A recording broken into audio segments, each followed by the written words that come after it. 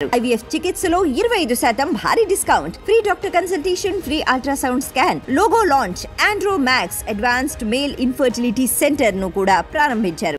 ఆంధ్రప్రదేశ్ రాష్ట్రంలో నామినేటెడ్ పదవుల సందడి ప్రారంభమైంది. జూలై నెలాఖరులోపే ప్రముఖ 100 కార్పొరేషన్లలో ఒక 25 కార్పొరేషన్లు చైర్మన్లను, డైరెక్టర్లను నియమించాలని, ప్రముఖ దేవాలయాలు తిరుమల తిరుపతి దేవస్థానము, కనకదుర్గమ్మ ఆలయము, సింహాచలము, అన్నవరము, శ్రీశైలం లాంటి ప్రముఖ దేవాలయాలు కూడా నామినేటెడ్ పదవులు ఇవ్వాలనే ఆలోచనలో చంద్రబాబు నాయుడు ఉన్నాడు. ఆయన గతంలో 3 సార్లు ముఖ్యమంత్రిగా పనిచేసినప్పుడు నామినేటెడ్ పదవులు వెంటనే అధికారంలోకి రాగానే వెంటనే పదవులు ఇచ్చే ఆనవాయితీ ఆయనకి లేదు. నిదానంగా 2 ఏళ్ళు అయిపోయినాక, 3 ఏళ్ళు అయిపోయినాక, కొంతమందికి అయితే ఎలక్షన్ల ముందు 2-3 నెలల్లో 4 నెలల ముందు నామినేటెడ్ పదవులు కూడా ఇచ్చే ఆనవాయితీ. దానికి భిన్నంగా ఈసారి నాయకులు, కార్యకర్తల యొక్క అభీష్టం మేరకు ఇప్పుడు ఈ నెలలో, జూలై నెలలో, ఆగస్టు నెలలో ఇస్తే 3 ఆ పదవిని అనుభవించవచ్చు.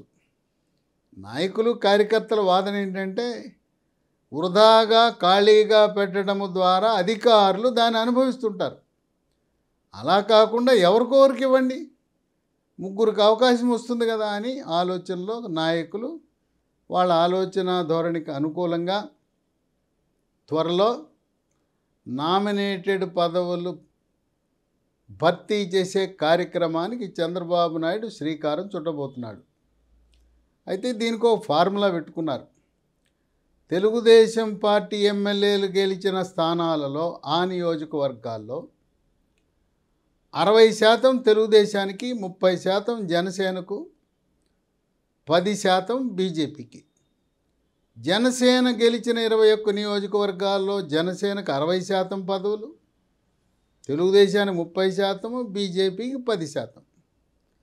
బీజేపీ గెలిచిన 8 నియోజకవర్గాల్లో బీజేపీకి 50% నామినేటెడ్ పదవులు, మిగిలిన 50%లో జనసేన, తెలుగుదేశం పార్టీ ఇద్దరు కూడా చెరసగం తీసుకునే ఆ ఫార్ములాని నిర్ణయించుకున్నారు.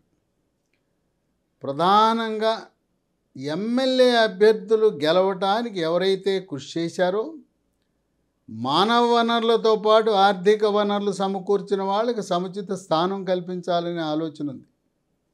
దీంతోపాటు జగన్మోహన్ రెడ్డి 5 సంవత్సరాల పాలనలో ఎక్కువ కేసులు ఎవరి మీద పెడితే అది మొదటి ప్రాధాన్యతలో వాళ్ళకి నామినేటెడ్ పదవి. పోలీస్ కేసులు, జైలుకి వెళ్ళిన వాళ్ళు, ఆర్థికంగా నష్టపోయిన వారు, వ్యాపారాలు మూసేసుకునే పరిస్థితి వచ్చిన వాళ్ళు, వాళ్ళని మొదటి వరుసలో మొదటి ప్రాధాన్యత కింద పరిగణించాలన్నారు. వీళ్ళతో పాటు 21 మంది జనసేనకు ఎమ్మెల్యే టిక్కెట్లు ఇవ్వటం ద్వారా 21 నియోజకవర్గాల్లో తెలుగుదేశం నాయకులు వాళ్ళు త్యాగం చేయాల్సి వచ్చింది. త్యాగమూర్తులు అయ్యారు, త్యాగరాజులయ్యారు. అట్లాగే లోక్సభ సభ్యులు 6 లోక్సభ సీట్లు బీజేపీకి ఇచ్చారు, 2 జనసేనకి ఇచ్చారు. 8 మంది పార్లమెంటు సభ్యులు వాళ్ళ అవకాశాన్ని కోల్పోయారు. అట్లాగే బీజేపీకి ఇచ్చిన 10 స్థానాల వల్ల కూడా ఆ స్థానాల్లో పోటీ చేయాలనుకున్న తెలుగుదేశం పార్టీ నాయకులకు నిరాశ ఎదురైంది. అందువల్ల ఎవరైతే త్యాగమూర్తులు, త్యాగరాజులు చంద్రబాబు నాయుడు ఆదేశాల మేరకు మిత్రపక్షాలకు, జనసేనకు, బీజేపీ పార్టీకి ఇచ్చినా కూడా ఆయా అభ్యర్థులు గెలవడానికి సహకరించిన త్యాగమూర్తులకు, త్యాగరాజులకు కూడా మొదటి వరుసలో ప్రాధాన్యత ఇవ్వాలనే ఆలోచన ఉన్నారు. ఇక ఈ జాబితాలో కొన్ని పేర్లు ప్రముఖంగా సోషల్ మీడియాలోను, రాజకీయ వర్గాల్లో పేర్లు చక్కర్లు కొడుతూ ఉన్నాయి. వీటిలో మాజీ మంత్రి కష్టకాలంలో 2004 నుంచి 2014 మధ్యలో పార్టీకి పూర్వ వైభవాన్ని తెచ్చి ఏకతాటి మీద పార్టీని నడిపించిన దేవినేని ఉమామహేశ్వరరావు. కొన్ని ప్రత్యేక కారణాల వల్ల ఆయనకి మైలవరం సీట్ ఇవ్వలేకపోయారు. ఆయన్ని ఎలా తీసుకోవాలి, ఎక్కడ పెట్టాలి? ఇప్పుడు ఈ త్యాగమూర్తులు, త్యాగరాజులకు దేవాలయ ట్రస్ట్ బోర్డు చైర్మన్లుగాను, టీటీడీ బోర్డు మెంబర్లుగాను, కార్పొరేషన్ చైర్మన్లే కాకుండా కొంతమందికి ఎమ్మెల్సీలు ఇవ్వాలనే ఆలోచన కూడా ఉంది. సరే, ఇక రాజ్యసభ అంటే కేవలం 11 మందికే ఇవ్వగలం కనుక ఎక్కువ మందిని ఎమ్మెల్సీలుగా అవకాశం కల్పించే పరిస్థితి ఉంది. కనుక దేవినేని ఉమ ఆయన మొదటి వరుసలో ఉంటాడు. ఇక గుంటూరు జిల్లాలో తెనాలి నియోజకవర్గంలో ఉన్న ఆలపాటి రాజేంద్ర ప్రసాద్, అక్కడ నాదెళ్ల మనోహర్కి జనసేనకు అవకాశం కల్పించడం వల్ల ఆయన త్యాగం చేయవలసి వచ్చింది. ఆయన కూడా సీనియర్ నాయకుడు, గతంలో మాజీ మంత్రిగా పనిచేశాడు. ఒకవేళ అక్కడ కాకపోతే గుంటూరు పశ్చిమనో గుంటూరు పార్లమెంటు ఇద్దామని అనుకున్నా కూడా సాధ్యపడలా. కొన్ని సామాజిక సమీకరణ వల్ల ఆలపాటి రాజేంద్ర ప్రసాద్కి శాసనసభలో అడుగుపెట్టే అవకాశం దొరకలా. ఆయన్ని పదవి వరిస్తుంది. ఇక వర్మ పిఠాపురంలో, మరి వర్మ 2014లో అప్పుడు తెలుగుదేశం పార్టీ టిక్కెట్ ఇవ్వలేదని ఇండిపెండెంట్గా పోటీ చేశాడు. తెలుగుదేశం పార్టీ టిక్కెట్టు కాపు సామాజిక వర్గానికి చెందిన విశ్వానికి ఇస్తే విశ్వాన్ని ఓడించి ఇండిపెండెంట్గా వర్మ గెలిచి మళ్ళీ తన మాతృ పార్టీ అయిన తెలుగుదేశం పార్టీలో చేరితే 14 నుంచి 19 వరకు శాసనసభ్యుడిగా తెలుగుదేశం పార్టీ తరఫున కొనసాగాడు. 19 ఎన్నికల్లో ఓటమి చెందాడు. ఇక 24 ఎన్నికల్లో పోటీ చేద్దామనుకునే తరుణంలో పవర్ స్టార్ పవన్ కళ్యాణ్ పోటీ చేయటం వల్ల ఆయనకి సహకరించి పవన్ కళ్యాణ్ ఉప ముఖ్యమంత్రి అవటానికి తన వంతు కృషి చేశాడు. వర్మ ఆయన ప్రజల హృదయాల్లో ఉంటాడు. ఆయన చంద్రబాబు నాయుడు ఇచ్చిన ఆదేశాల ప్రకారం తూచా తప్పకుండా విధేయతతో పనిచేశాడు. ఇక విజయవాడ పశ్చిమకు బీసీ సామాజిక వర్గానికి చెందిన బుద్ధా వెంకన్న, ఇక్కడ 7 అసెంబ్లీ సెగ్మెంట్లుంటే ఒక్క దాంట్లో కూడా బీసీ లేదు. విజయవాడ పశ్చిమకి ఇద్దామనే తరుణంలో అది మొదట జనసేనకి ఇద్దాం అనుకున్నారు. జనసేన వాళ్ళు త్యాగం చేసి బీజేపీకి ఇచ్చారు. బీజేపీ తరఫున సుజనా చౌదరి పోటీ చేయటం వల్ల బుద్ధా వెంకన్నకు అవకాశం పోయింది. అయినా కూడా బుద్ధా వెంకన్న శక్తి వంచన లేకుండా సుజనా చౌదరి యొక్క గెలుపుకు కృషి చేశాడు. బుద్ధా వెంకన్న పార్టీ కష్టకాలంలో జోగి రమేష్ రెచ్చిపోతున్న సమయంలో, చంద్రబాబు నాయుడు ఇంటిపై దాడికి వెళ్తున్న సమయంలో కూడా ఎవడ్రా చూద్దామన్నట్టు ఆయన బుద్ధా వెంకన్న ఎలాంటి వాడంటే ఆంజనేయుడు లాంటివాడు, హనుమంతుడు లాంటివాడు. హనుమంతుడు గుండెల్లో రాముడు కనపడతాడు. అలాగే చంద్రబాబు నాయుడు రాముడైతే, భువనేశ్వరి సీత అయితే, అక్కడ ఈయన ఆంజనేయుడు లాంటివాడు. అలాంటి బుద్ధా వెంకన్న ఈగ వాలకుండా ఒక్క మాట అన్నా కూడా, ఎవడైనా విమర్శించినా కూడా కబడ్దారని వేల సంఖ్యలో, అర్ధరాత్రి కూడా వేల సంఖ్యలో కార్యకర్తల్ని సమాయత్తం చేయగలిగిన ధీరోదాత్త నాయకుడు బుద్ధా వెంకన్న. ఆయనకి పదవి గ్యారంటీ. ఇక గుంటూరు పశ్చిమ నుంచి పోటీ చేద్దామనే ఆలోచనలో ఉన్న కోవెలమూడి రవీంద్ర, ఆయనకు కూడా పదవి సిద్ధంగా ఉంది.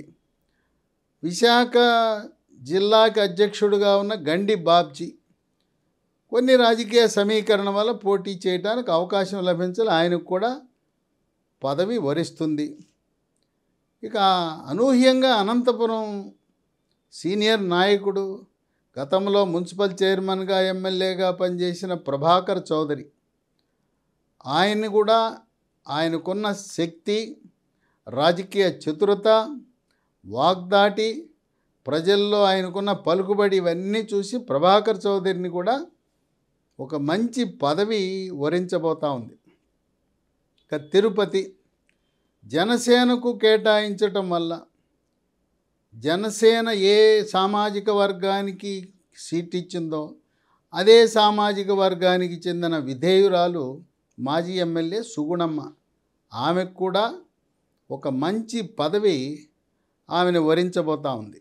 మాజీ శాసనసభ్యురాలు పిల్లి అనంతలక్ష్మి మరి పొత్తు రాజకీయాల వల్ల త్యాగం చేయవలసి వచ్చింది, ఆమెను కూడా పదవి వరించబోతూ ఉంది.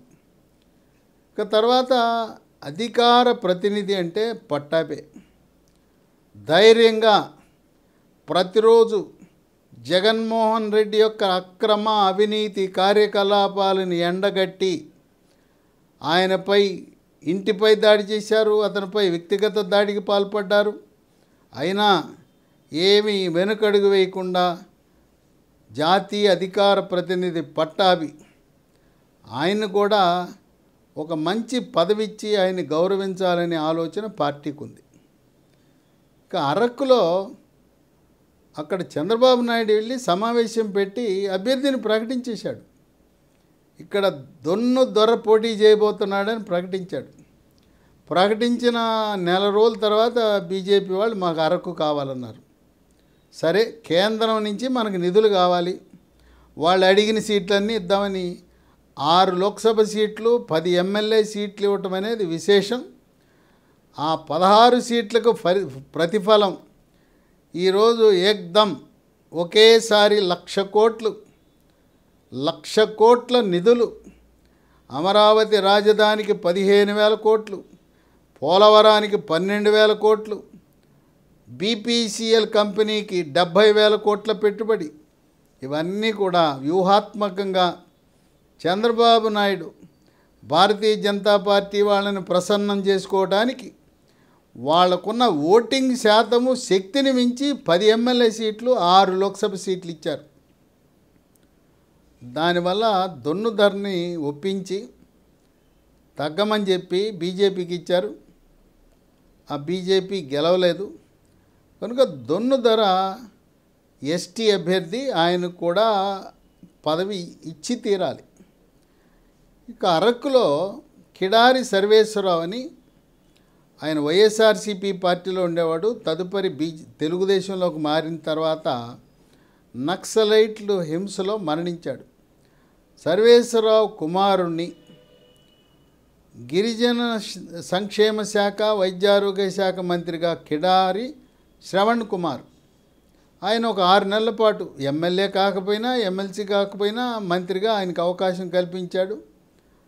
ఆ కుటుంబం చేసిన త్యాగం, కిడారి సర్వేశ్వరరావు యొక్క త్యాగాన్ని గుర్తించి శ్రవణ కుమార్ కూడా ఒక పదవి లభిస్తుంది. అలాగే రంపచోడవరంలో వంతల రాజేశ్వరి గిరిజన మహిళ, ఆమెకు కూడా పదవి దాదాపు ఖరారే. ఇక హిందూపురంలో పోటీ చేసి ఐపీఎస్ అధికారి, మాజీ ఐపీఎస్ అధికారి ఇక్బాల్, ఆయన గతంలో చంద్రబాబు నాయుడు దగ్గర ముఖ్య సెక్యూరిటీ అధికారిగా కూడా పనిచేయటం జరిగింది.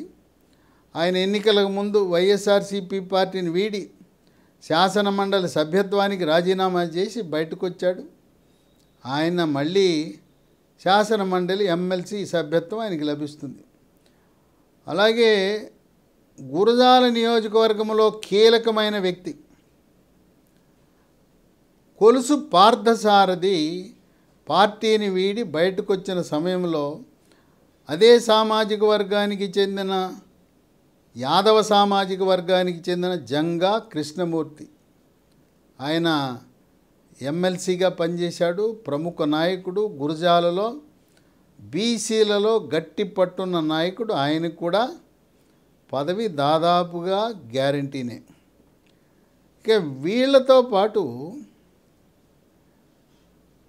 ఇక కొంతమంది త్యాగమూర్తులు, మచిలీపట్నం పార్లమెంటుకు పోటీ చేయవలసిన కొనకళ్ళ నారాయణ, అక్కడ జనసేనకు కేటాయించడం వల్ల, బాలశౌరికి కేటాయించడం వల్ల ఆయన పోటీ చేసే అవకాశం లభించల. కనుక కొనకళ్ళ నారాయణని ఒక మంచి పదవి, ఆయన గతంలో 2 సార్లు లోక్సభకు పనిచేశారు, ఇప్పుడు మళ్ళీ రాజ్యసభకు పంపించే అవకాశం ఉన్నది. అలాగే గుడివాడలో బూతుల మంత్రిగా పేరు పొంది రెచ్చిపోయి విర్రవీగి గుడివాడ నాని అడ్డా అని చెప్పి విర్రవీగిన నానిని శాసనసభలో ప్రవేశించకుండా నిరోధించాలని వ్యూహాత్మకంగా వెన్నిగళ్ల రామును ప్రవేశపెట్టి అక్కడుండే నాయకులందరినీ సమన్వయపరిచి, ముఖ్యంగా గతంలో ఎమ్మెల్యేగా పనిచేసి ఇన్ఛార్జిగా పనిచేసిన రావి వెంకటేశ్వరరావు, ఆయన సహకరించబట్టే వెన్నిగళ్ల రాము గెలిచాడు. వెన్నిగళ్ల రాము నిలబడకపోయినా ఈ గాలిలో రావి వెంకటేశ్వరరావు నిలబడినా గెలిచేసేవాడు. అయినా రావి వెంకటేశ్వరరావు కృషి చేశాడు. అక్కడ నియోజకవర్గ ప్రజలందరూ కూడా మా రావిని ఎమ్మెల్సీగా, శాసన మండలి సభ్యుడిగా చూడాలనుకుంటున్నామని వాళ్ళ కోరికున్నది. అలాగే మాజీ మంత్రి, గుడివాడ నియోజకవర్గంలో కీలక పాత్ర పోషించి ఎన్నికలను సమయాత్తం చేసిన నేను వెంకటేశ్వరరావు గతంలో మంత్రి, తర్వాత ఆప్కాబ్ ఆంధ్రప్రదేశ్ సహకార బ్యాంకుకి చైర్మన్గా చేశారు. మళ్ళీ ఆయన ఆంధ్రప్రదేశ్ సహకార బ్యాంక్కి చైర్మన్గా ఉంటే బాగుంటుందనే ఆలోచన ప్రజలకు, రాజకీయ వర్గాల్లో కూడా ఉంది. ఇక 2004 ముందు నుంచి పార్టీకి వెన్నంటి ఉండి అధికారంలో ఉన్నప్పుడే కాకుండా అధికారం కోల్పోయిన తర్వాత కూడా 94 నుంచి 99 వరకు అధికారం ఉన్నది. 99 నుంచి 2004 అయిన తర్వాత కూడా 94 నుంచి 2004 వరకు అధికారంలో ఉన్నప్పుడు, అధికారం కోల్పోయిన తర్వాత కూడా 2004 నుంచి 14 వరకు, మళ్ళీ 19 నుంచి 24 వరకు పార్టీకి వెన్నుదన్నుగా ఉండి అహర్నిశలు పార్టీ విజయం కోసం కృషి చేసిన టీడీ జనార్దన్ కార్యాలయ సమన్వయ కార్యదర్శి, పాలిట్ బ్యూరో సభ్యుడు, గతంలో శాసన మండలికి పనిచేశారు. మళ్ళీ ఆయన శాసన మండలిలో ప్రవేశించే అవకాశం ఉన్నది. అలాగే ఈ రోజున అమరావతి జగన్మోహన్ రెడ్డి తపస్సు చేసిన 3 రాజధానులా సాధ్యపడకుండా వ్యూహాత్మకంగా బిల్లులను అడ్డుకున్న శాసన మండలి చైర్మన్ షరీఫ్, మైనారిటీ, ఆయనను కూడా మళ్ళీ అవకాశం వస్తే శాసన మండలికి పంపి మళ్ళీ ఆయన్నే శాసన మండలి చైర్మన్గా చేయాలనే సంకల్పం. షరీఫ్ చైర్మన్గా ఉంటే డిప్యూటీ చైర్మన్గా ఉన్న రెడ్డి సుబ్రహ్మణ్యం బీసీ సామాజిక వర్గానికి చెందినవాడు, పాలిట్ బ్యూరో సభ్యుడు, ఇంతకుముందు బీసీ తెలుగుదేశం పార్టీ రాష్ట్ర బీసీ అధ్యక్షుడిగా ఉన్న సుబ్రహ్మణ్యం, ఆయన కూడా మళ్ళీ ఎమ్మెల్సీ అయితే మళ్ళీ డిప్యూటీ చైర్పర్సన్గా, డిప్యూటీ చైర్మన్గా ఉండే అవకాశాలు ఉన్నాయి. ఇక దళిత సామాజిక వర్గానికి చెందిన వైఎస్ జవహర్, ఆయన్ని జాతీయ ప్రధాన కార్యదర్శిగా నియమించిన ఆయన కూడా ఒక నామినేటెడ్ పదవో ఎమ్మెల్సీనో ఆశిస్తున్నారు. పార్టీకి 82 నుంచి ఏ పార్టీ మారకుండా చంద్రబాబు నాయుడికి చేదోడు వాదోడుగా కష్టకాలంలో కూడా నిలబడి ఉన్న అశోక్ గజపతిరాజు, యనమల రామకృష్ణుడు ఇద్దరు కూడా త్వరలో గవర్నర్లుగా మన తెలుగు జాతి ఖ్యాతిని వికసింపజేయబోతున్నారనే వార్తలు వినబడుతున్నాయి. ఢిల్లీలో ఆంధ్రప్రదేశ్ రాష్ట్ర అధికార ప్రతినిధి పోస్ట్ ఉంటుంది ఆ ఏపీ భవన్లో. వాళ్ళ బాధ్యత ఏంటంటే చంద్రబాబు నాయుడు ముఖ్యమంత్రి అక్కడికి వెళ్ళినప్పుడు, మంత్రులు వెళ్ళినప్పుడు, కార్యదర్శులు వెళ్ళినప్పుడు కేంద్ర ప్రభుత్వంలో ఉన్న మంత్రులు, అక్కడుండే కార్యదర్శులు, అధికారులతో సమన్వయపరచటం, అంతేకాకుండా మన ప్రాజెక్టులకు నిధులు రాబట్టడం, రాజకీయ సమన్వయం చేయటం అనేది అధికార ప్రతినిధి యొక్క వాళ్ళ యొక్క డ్యూటీ. ఇది ఇంతకుముందు సమర్థవంతంగా పనిచేసిన వ్యక్తి, ఏకైక వ్యక్తి ఉన్నాడు, ఆయన ఖమ్మంపాటి రామ్మోహన్ రావు. ఆయన నేషనల్ ఫ్రంట్ పెట్టినప్పటి నుంచి 1996 నుంచి ఎన్టీఆర్ వెనక ఉంటూ దేశంలో ఉండే రాజకీయ పార్టీ నాయకులందరితో పరిచయాలుండి, కేవలం ఈరోజు ఎన్డీఏ కూటమిలో ఉన్న రాజకీయ పక్షాల్లో ఉండే నాయకులే కాక ఆ ఇండియా కూటమిలో ఉండే కాంగ్రెస్ కూటమిలో ఉండే నాయకులతో కూడా అనేక మందితో పరిచయాలు ఉన్నాయి. ఈ రోజున ఖమ్మంపాటి రామ్మోహన్ రావు గతంలో రాజ్యసభ సభ్యుడిగా పనిచేశాడు. 2014 నుంచి 2 సంవత్సరాల పాటు అధికార ప్రతినిధిగా పనిచేశాడు. చక్కటి సమన్వయం చేశాడు. హిందీ భాషపై పట్టు, మరి సీనియర్ నాయకులు దేశంలో ఉండే ఉత్తరాది, తూర్పు రాష్ట్రాలు, పశ్చిమ రాష్ట్రాలు అందరితో కూడా పరిచయాలున్న వ్యక్తి. ఆకురుండరని ఆయనైతే మోదీ, అమిత్ షా, జేపీ నడ్డా లాంటి వాళ్ళ దగ్గరికి ఇంటర్వ్యూ లేకుండా ఎప్పుడైనా కూడా వెళ్ళి కలిసే చొరవ ఉన్నది వ్యక్తి. వాళ్ళకి ఎదురు పడితే రామ్మోహన్ని కైసా రామ్మోహన్ అని పలకరించే అటువంటి చొరవ కలిగిన వ్యక్తి, చనువున్న వ్యక్తి. ఖమ్మంపాటి రామ్మోహన్ కంటే ఇంకా పరిచయాలున్న వ్యక్తి వేరే వ్యక్తి ఉండరు కనుక ఆయన్ని నియమిస్తే రాష్ట్ర ప్రయోజనాలు, రాష్ట్రానికి నిధులు, రాష్ట్రానికి రావాల్సిన ప్రాజెక్టులన్నీ కూడా వేగవంతంగా రావటానికి, రాజకీయ సమన్వయానికి ఇవాళ ఆనాడు నేషనల్ ఫ్రంట్లో ఎన్టీ రామారావు ఏ విధంగా కీలక పాత్ర పోషించారో, నేటి ఎన్డీఏ కూటమిలో చంద్రబాబు నాయుడు కీలక పాత్ర పోషిస్తున్న దృష్ట్యా ఖమ్మంపాటి రామ్మోహన్ రావుని అధికార ప్రతినిధిగా నియమించే అవకాశాలు ఉన్నాయని, ఆయనకున్న శక్తియుక్తులు, సామర్థ్యము, పరిచయాలు చాలామంది దేశంలో ఉండే ముఖ్యమంత్రులతో, కేంద్ర మంత్రులతో, పార్టీ సీనియర్ నాయకులతో, జాతీయ పార్టీ అధ్యక్షులతో ఆయనకున్న పరిచయమే ఆయనకున్న బలమని, ఈ విధంగా పలువురు పదవులు ఆశిస్తున్నారు. చంద్రబాబు నాయుడు ఎంపిక చేసేటప్పుడు వాళ్ళ యొక్క సామర్థ్యాన్ని చూసి ఎవరిని ఎక్కడ పెడితే రాణిస్తారు, రాష్ట్ర ప్రభుత్వ ప్రయోజనాలు, ఆంధ్రప్రదేశ్ ప్రజల ప్రయోజనాలు నెరవేరుతాయని చూసి వారి యొక్క బ్యాక్గ్రౌండు, వారి యొక్క విద్య, వాళ్ళ యొక్క అనుభవము ఇవన్నీ చూసి ఆయన ఎవరెవరిని ఏ ఏ పదవుల్లో పెట్టాలనే దాంట్లో ఏ విధంగా ఐఏఎస్, ఐపీఎస్ అధికారులకు పోస్టింగ్లు ఇచ్చారో, తెలుగుదేశం పార్టీ, జనసేన, బీజేపీ నుంచి వచ్చిన ఈ యొక్క పేర్లు నామినేటెడ్ పదవులలో చక్కగా వాళ్ళ అర్హతను బట్టి, వాళ్ళ సామర్థ్యాన్ని బట్టి ఎంపిక చేసి పదవుల పంపిణీకి రంగం సిద్ధం చేయటం అనేది విశేషం. నేను కొన్ని పేర్లే ప్రస్తావించాను. ఇంకా చాలామంది నాయకులు, అగ్రశ్రేణి నాయకులు రాయలసీమలో, ఉత్తరాంధ్రలో, కోస్తా ప్రాంతంలో త్యాగాలు చేసిన తెలుగుదేశం నాయకులు ఉన్నారు. జైళ్ళకు వెళ్ళి పోలీసు కేసులు పెట్టబడిన వాళ్ళు ఉన్నారు. అలాగే యువగళం సందర్భంగా లోకేష్ బాబు ప్రత్యక్షంగా అతనికి ఎవరైతే సహకరించారో ఆయన ఆ నాయకుల యొక్క బలాన్ని ప్రత్యక్షంగా అంచనా వేసి వాళ్ళ సామర్థ్యాన్ని తెలుసుకోగలిగాడు కనుక యువగళానికి సహకరించిన నాయకులకు కూడా పెద్ద ఎత్తున నామినేటెడ్ పదవులు ఇవ్వాలనే ఆలోచన ఉంది.